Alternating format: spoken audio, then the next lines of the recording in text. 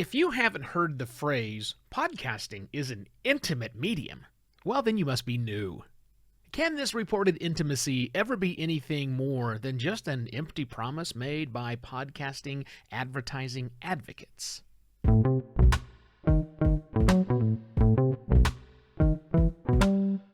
Hello and welcome to another Podcast Pontifications with me, Evo Terra.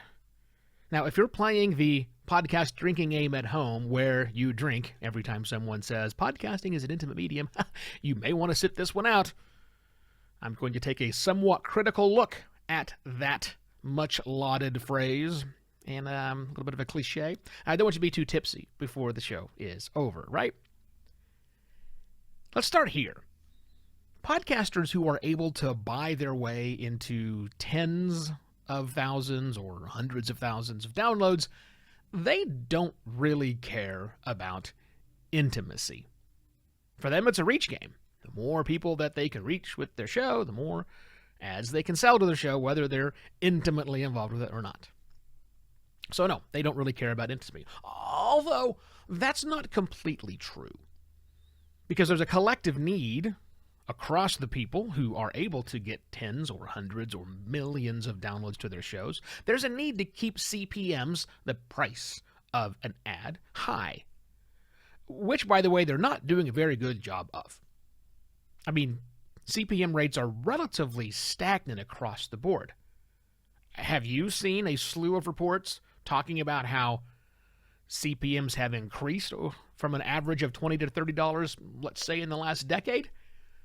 I haven't really either. I know they happen in isolation, but overall, kind of the same thing. But the idea is to convince advertisers that podcasting is an intimate medium.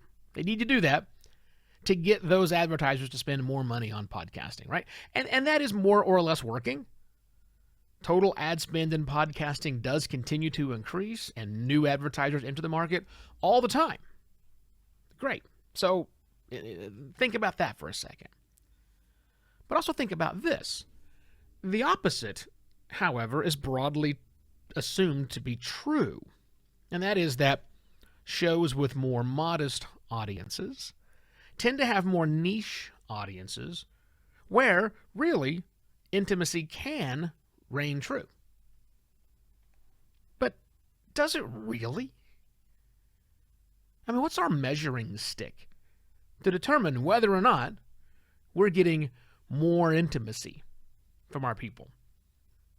I mean, it's not downloads. Downloads do not measure intimacy, especially since around a third of downloads are automated and may not be listened to ever.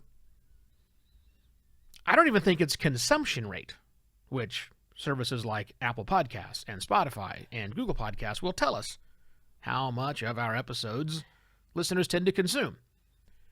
I don't think that's it, or at least it's not necessarily giving us the answer we're looking for. Is there a correlation between consumption rate and intimacy? I mean, there might be, but anecdotally, I've seen a huge increase in the number of requests for podcast recommendations where people only want something to listen to in the background while they study or they work or they do some other sort of brain-intensive activity where they're not intimately engaged with their content. They just need some noise. And then there's all the shows, all the people who say, hey, I need something to fall asleep to. Can you recommend a podcast?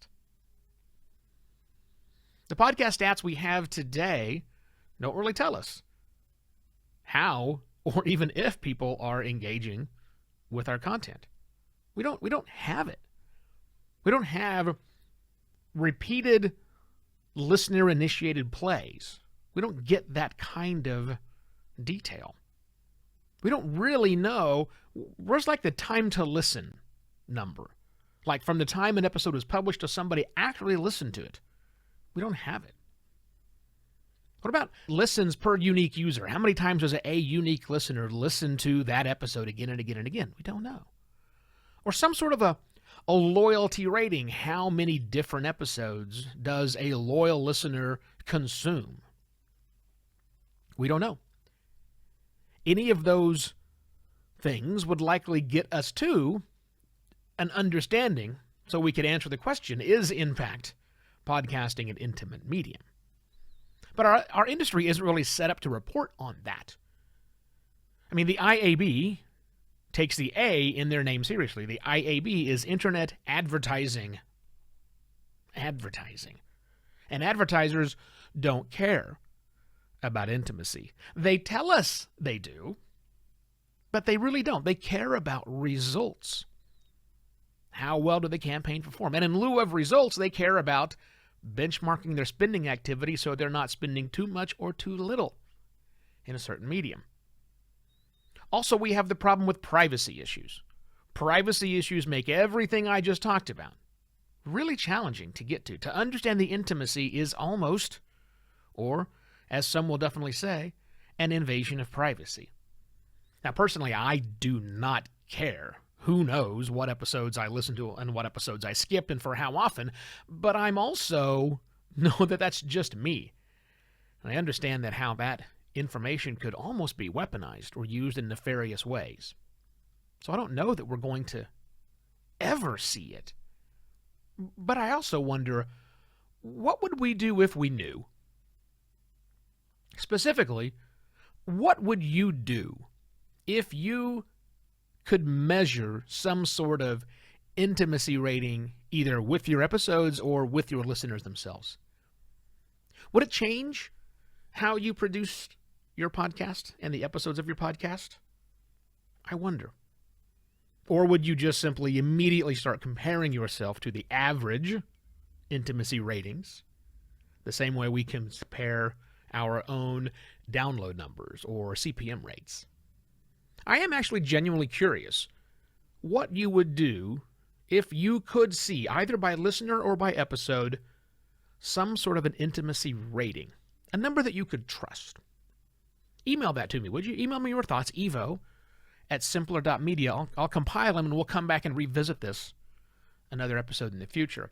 Or if you want, you can share your thoughts on this in the Advancing Podcasting community at advancingpodcasting.xyz. Let's do a few boostergrams, shall we? Now it's time for the Boostergram Corner. Boostergram Corner. I don't know a thing about crypto. Thank you very much to Mr. Brad Terpak. Brad is my newest virtual coffee member. That's right. He went to buymeacoffee.com/evoterra, signed up for a monthly recurring coffee donation. Thank you very much, sir. Also, hello and thank you, Seth Goldstein, he left a review previously for Podcast Pontifications. He's gone one step further and actually bought a virtual coffee for me, so I certainly appreciate that. And if you received any value today out of today's episode, please return some of that value. You can go to buymeacoffee.com/evoterra, just like Brad and Seth both did. Thank you very much. Or if you're using one of the new fancy podcast listening apps, you'll find them at newpodcastapps.com.